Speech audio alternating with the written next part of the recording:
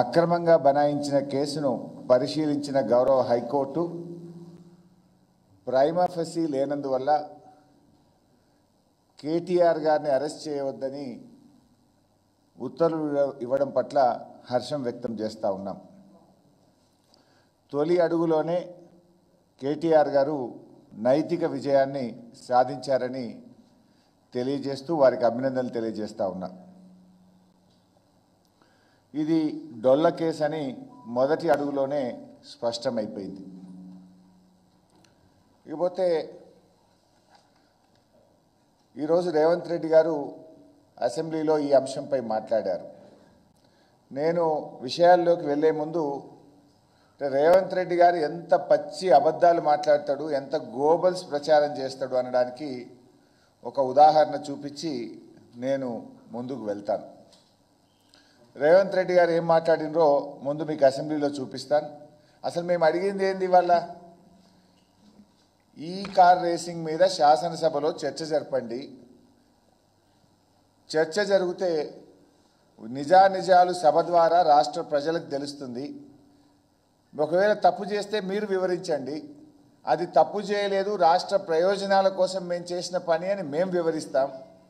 అన్ని విషయాలు ప్రజలకు తెలవాలి, సభలో చర్చించాలని బీఆర్ఎస్ పార్టీ మొన్న స్పీకర్ గారిని కలిసి చర్చకు అవకాశం ఇవ్వమని అడిగాం. ఈరోజు కూడా శాసనసభలో అడిగాం. మరి మేము మాట్లాడతామంటే రేవంత్ రెడ్డికి అంత భయం ఎందుకు? మమ్మల్ని బయటకు పంపి సభలో మేము లేకుండా రేవంత్ రెడ్డి గారు దాని మీద చర్చించారు. మాకు చెప్పే అవకాశమే ఇవ్వలేదు.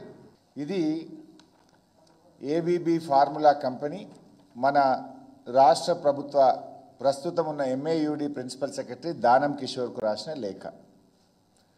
ఇది స్పష్టంగా ఇందులో ఉంది, నేను చదివి వినిపిస్తా. దానం కిషోర్ గారికి ఎప్పుడు రాశారు? 22 డిసెంబర్ 2023, ఈ ప్రభుత్వం వచ్చిన తర్వాత. ఇందులో ఏం రాశారు? Is in material breach of our agreement due to failure to pay a significant amount of the fees, third installment 50% of the fees, 45 lakh ponds, 45 లక్షల రూపాయల పాండ్స్ మీరు మిగతా 50% చెల్లించకపోవడం వల్ల మేము ఈ అగ్రిమెంట్ రద్దు చేసుకుంటున్నాము అని మన రాష్ట్ర ప్రభుత్వానికి వాళ్ళు రాసిన లేఖ. అంటే మొదటి 50% ఆల్రెడీ బీఆర్ఎస్ ప్రభుత్వం ఉన్నప్పుడే చెల్లించాం.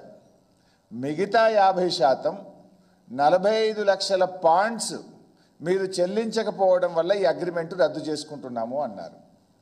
45 లక్షల పాండ్స్ అంటే ఎంత పైసా? ఇలా పాండ్ వాల్యూ దాదాపు 106 రూపాయలు ఉంది. 45 లక్షల పాండ్స్ అంటే I think it will be around 47 crores, 47 కోట్లు. ముందు కట్టింది 47 కోట్లు, 8 కోట్లేమో ట్యాక్స్, అది ఇన్కమ్ ట్యాక్స్. అదేంది? ఇప్పుడు ఒకవేళ అగ్రిమెంట్ క్యాన్సిల్ అయింది కనుక ఆ 8 lakhs ఆటోమేటిక్ రిటర్న్ వస్తుంది. రెండవసారి కట్టాల్సింది ఎంత? మరో 47 కోట్లు. ఇది నేను చెప్తున్నది కాదు. ఈ అగ్రిమెంట్ మేము క్యాన్సిల్ చేసుకుంటున్నాము, మీరు కట్టాల్సిన 45 లక్షల పాయింట్స్ మీరు సకాలంలో కట్టనందుకు ఇది రద్దు చేసుకుంటున్నాము అని సంస్థ మన రాష్ట్ర ప్రభుత్వానికి రాసిన లేఖ. అంటే ఎంత? It is only 47 lakhs, 47 crores. But Revanth Reddy గారు ఏమంటున్నారు? 600 కోట్ల రూపాయల నష్టం జరిగేది అన్నాడు. పాపం రేవంత్ రెడ్డి 600 కోట్ల నష్టం కాదు, 600 కోట్ల లాభం జరిగేది రాష్ట్రానికి. గంతే, నష్టమని చెప్పిండు, లాభం జరిగేది. రేవంత్ రెడ్డి తుగ్లక్ నిర్ణయాల వల్ల, రేవంత్ రెడ్డి చేసిన పిచ్చి పనుల వల్ల ఈ రాష్ట్రానికి 600 కోట్ల రూపాయల నష్టం జరిగింది. ఇది నేను చెప్తున్న మాట కాదు.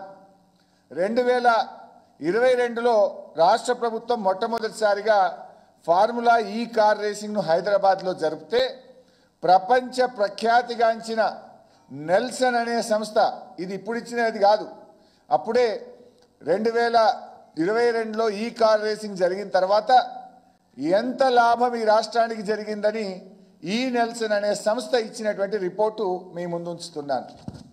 ఈ సంస్థ ఏం చెప్పింది? The race had a total impact in the range of 75.8 millions to 83.7 millions on the local Hyderabad economy. అంటే దాదాపు 600-700 కోట్ల రూపాయలు హైదరాబాద్కు మేలు జరిగింది. హైదరాబాద్కు ఈ కార్ రేసింగ్ జరపడం వల్ల 600-700 కోట్ల రూపాయలు మన ఎకానమీకి లాభం జరిగింది అని ఇది బీఆర్ఎస్ ప్రభుత్వమో మేం చెప్తున్నది కాదు. నెల్సన్ అనే ప్రపంచ ప్రఖ్యాతిగాంచినటువంటి సంస్థ తన రిపోర్ట్లో ఆ రోజే చెప్పింది. రేవంత్ రెడ్డి గారు చెప్పింది శుద్ధ అబద్ధం. ఈ రాష్ట్రానికి 600 కోట్ల నష్టం చేసింది రేవంత్ రెడ్డి. ఈ రాష్ట్రం యొక్క ఇమేజ్ని దెబ్బతీసింది రేవంత్ రెడ్డి. కానీ ఉల్టా ఏమంటుండు, నేనేదో ఉద్ధరించినా ఇది 55 కోట్లు కాదు 600 కోట్ల నష్టం జరిగేటువంటి ఒక శుద్ధ అబద్ధాన్ని అసెంబ్లీ సాక్షిగా మేము లేనప్పుడు చెప్పిండు. మేము సభలో ఉండుంటే వాస్తవాలు అక్కడే చెప్పుండే వాళ్ళం కదా. ఆ అవకాశం లేకుండా చేసిండు. ఇవాళ ఇంకా ముఖ్యమైన విషయం ఏంది, వాస్తవానికి ఇవాళ ఈయన కేసు పెట్టిండు. నీ కేసు డొల్లో కేసు అని సరే ప్రాథమికంగా హైకోర్టు చెప్పింది. కేసు ఎందుకు పెట్టాలి? అది అవినీతి నిరోధక శాఖ తరఫున పెట్టినావు. అవినీతి జరిగితే దాన్ని నిరోధించే ప్రయత్నం చేయాలి. అక్కడ అవినీతే జరగలేదు. అవినీతి ఎక్కడ జరిగింది? రాష్ట్ర ప్రభుత్వ ఖజానా నుంచి మన రాష్ట్ర ప్రభుత్వ అకౌంట్ ఉన్నటువంటి నేషనలైజ్డ్ బ్యాంకు నుంచి మనం ఏ సంస్థ అయితే ఇక్కడ హైదరాబాద్లో ఈ కార్ రేసింగ్ జరుపుతుందో ఆ సంస్థకు డబ్బులు పంపారు. సో ఇక్కడ ఎక్కడ అవినీతి జరిగింది? ఇలా ఏదన్నా ఉంటే కొత్త ప్రొసీజరల్ ల్యాబ్స్ జరగచ్చు, అంతే తప్ప ఎక్కడ కూడా అవినీతి జరగలే.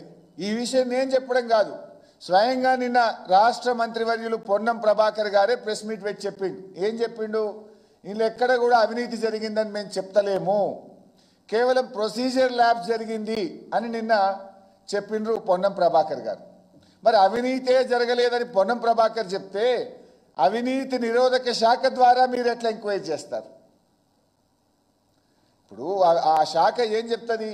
వస్తు రూపేణ ధన రూపేణ ఎక్కడైనా అవినీతి జరిగినప్పుడు అవినీతి నిరోధక శాఖ దాన్ని నిరోధించడానికి పనిచేస్తుంది. అవినీతే జరగలేదని రాష్ట్ర మంత్రి పొన్నం ప్రభాకరే చెప్తున్నాడు. మరిగా ఎక్కడుంది? ఇవాళ there is no corruption. At best ఏదన్నా ఉంటే గింటే maybe some irregularity but not illegality. There is no illegality. ప్రొసీజరల్గా ఉంటే ఉండొచ్చు, కానీ అసలు ఏసీబీకి అవినీతే జరిగినప్పుడు దీన్ని విచారించేటువంటి అవకాశమే ఉండదు.